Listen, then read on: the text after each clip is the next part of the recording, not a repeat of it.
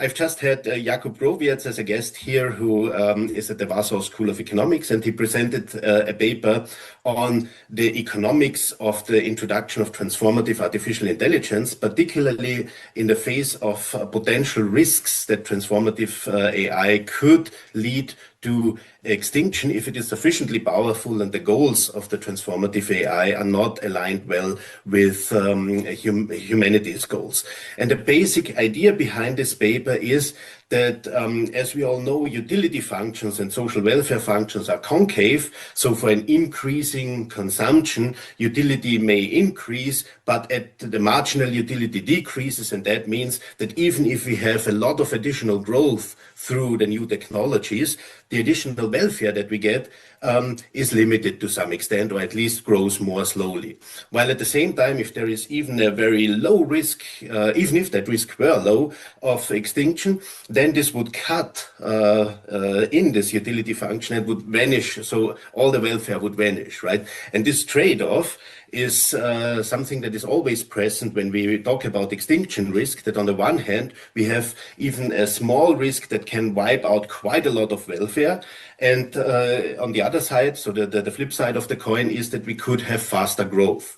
But the faster growth does not lead to a similar increase in welfare that could compensate this extinction event. And based on that, what the results show is that humanity is massively underinvesting in making sure that the goals of an artificial intelligence are aligned with humanity's goals, because if they are not, then the extinction risk is very high, even much higher than people usually anticipate, right? So, so we should be investing much more in AI safety and AI alignment. But for some reason that is not happening. We invest massive amounts in improving AI. Also, the people who are concerned about existential risks, such as Sam Altman and Elon Musk, who have estimates of extinction risks that are comparatively high, they nevertheless move on full steam with the development of transformative AI. So that's kind of the backdrop against which we have this discussion now. So the bottom line is we should invest much more than we do in AI alignment research. In some cases, we should basically stop the development of transformative AI altogether, but that's, as Jakub also said in his presentation, very difficult to achieve because we have all these competition dynamics among the firms that develop the transformative AI. So if one firm stops, it's immediately basically overtaken by the other firms, and also between governments. If one government chooses to be more cautious, it's overtaken by others, and that's what perhaps we in the European Union are just currently experiencing, right? With some laws that are more cautious than others, and basically AI is developed elsewhere. So against this backdrop, I would like to ask a few questions to Jakub. And the first one is, how did you become interested in this topic, and when were you really alerted about this possibility of misalignment and that something could terribly go wrong with AI? Yeah, so I was always working on economic growth and long-run economic growth and mechanisms and sources of long-run economic growth. And in particular, I was thinking about the potential of automation, of digital technologies in driving growth. And actually, it came to my mind that, well, there's this oncoming wave of artificial intelligence that could potentially replace human cognitive work. And so the framework in which I started thinking about this was the hardware-software framework that I have in a paper of mine, and a few other papers actually, as well in my book that I published in 2022. And that book already has a last section, which is called Bracing for Artificial General Intelligence. And so I think I started thinking about this like 10, maybe 8 years ago, starting from the perspective of economic growth. And I realized that well, economic growth is just part of the story, and in fact, there are risks that are so important that they are much more important than just assuring economic growth. Like before I started realizing the potential of AI in automating human cognitive work and replacing human decision making, I had this mindset that, well, we have to understand mechanisms of economic growth, because then we can make policy to make even more economic growth and everybody will be happy. But it turns out that more economic growth doesn't mean everybody will be happy. Well, not just because of distributional issues, but also because of the fact that with AI takeover, you may have growth benefiting the AI and no longer any human whatsoever. So yeah, so I think that, well, one way to put it is like when you have the drive to automate human cognitive work, you start automating more and more and more tasks, and that starts including decision making.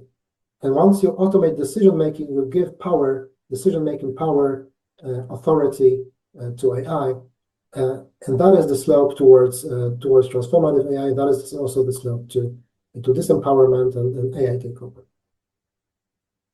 Thank you very much. So very interesting. And now, I mean, we've said that there are two possible ways, right, to counter the threats. One is very unlikely to be taken, right? So this complete pause, and the other one is investment in AI safety and alignment research and so on. So, what concrete policy options do you think there are to achieve this goal? Yeah, like I guess we really need to slow down, because the growth rates in the capabilities of AIs and in the total computing power that is put to use for training the frontier AI models is just growing so fast that it's just completely incompatible with any pace of human-led research. Right? Human-led research needs much more time to achieve conclusions that could be robust and applicable. Here, it seems to me that we could have a single shot really at the case. Like if we really develop transformative AI, which would, for example, move beyond the threshold of recursive self-improvement, then it could easily elevate its capabilities from a roughly human level to vastly superhuman level. Well, if at that stage we have not yet resolved the alignment problem, there will be no chance to resolve it later. So we really need to be sure before we develop this kind of capabilities that we have solved alignment. And as far as I can see the landscape right now, it seems to me that we are very far from resolving that. I'm not even sure if it's doable at all, but assuming that it is doable, we are very far from getting there, because the AIs that we have are opaque black boxes. We just very we have very little knowledge about the decision processes happening within them. There is this research on mechanistic interpretability that is perhaps like one of the ways of understanding what they are doing when they are thinking and making decisions. But it's a long way, and we need much more time to get anywhere near. And I'm not sure if it's even doable. Yeah? Mm-hmm. So, like, if you think about concrete policy options, it seems to me that, well, first of all, like the dynamics that we have right now needs to be reversed. Like the dynamics we have right now is competition between the AI labs. But that's not just the Silicon Valley. We also have geopolitical competition between US and China, which are now both, and especially the US, because they are anticipating that China will reciprocate. They're like really pushing towards domination, but they are not understanding that if there is really transformative AI, that will no longer serve the purposes and needs of US, or maybe the US government. It will just serve its own goals, and it'll be like an additional adversary, and potentially much worse than China is. So yeah, so like it seems to me this race dynamic needs to be stopped. There must be more general awareness of that, so that policy would switch 180% in this regard.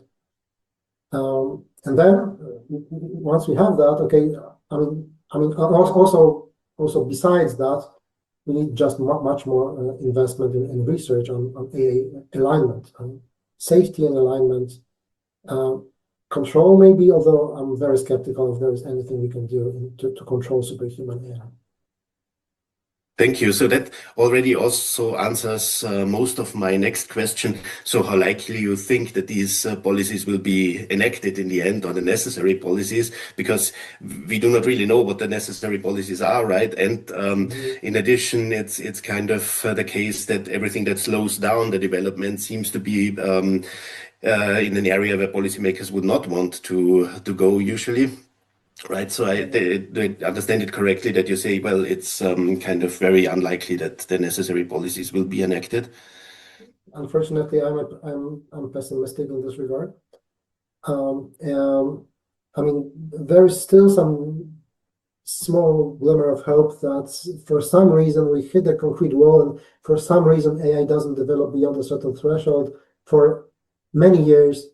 And before we get to understand why this is the case, we get to understand how to make it safer. But that's just a very, very narrow piece of hope. And other than that, it seems to me that there's like almost no way. Maybe there is some wake-up call at some point. I don't know. But if I see the world as it is right now, the dynamics are terrible, and I see almost no way of enacting the kind of policy that I think is badly needed at this point. Thank you. I mean, one thing that I find very interesting with this research, and particularly with the economic view on it, is that you don't even need to be somebody who is very concerned about it, right?